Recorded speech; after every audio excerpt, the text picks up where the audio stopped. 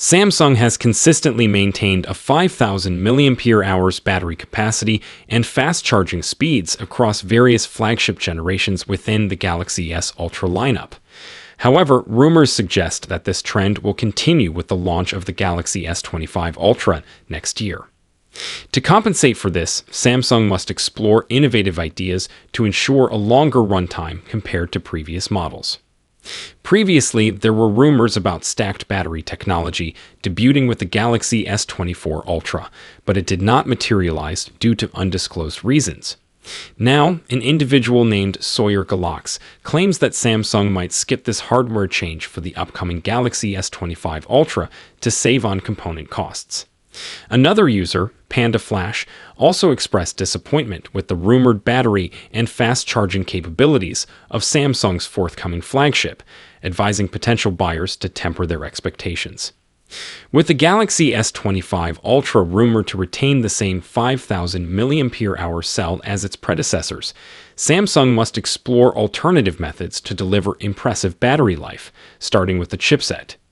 Reports suggest that Samsung will adopt a dual chipset approach with its Galaxy S25 family, offering some models with the Exynos 2500 instead of the Snapdragon 8 Gen 4.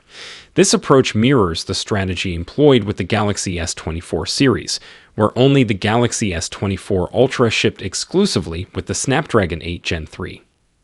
If the Galaxy S25 Ultra indeed features only the Snapdragon 8 Gen 4, Samsung's alleged reasons for skipping stacked battery technology might be justified.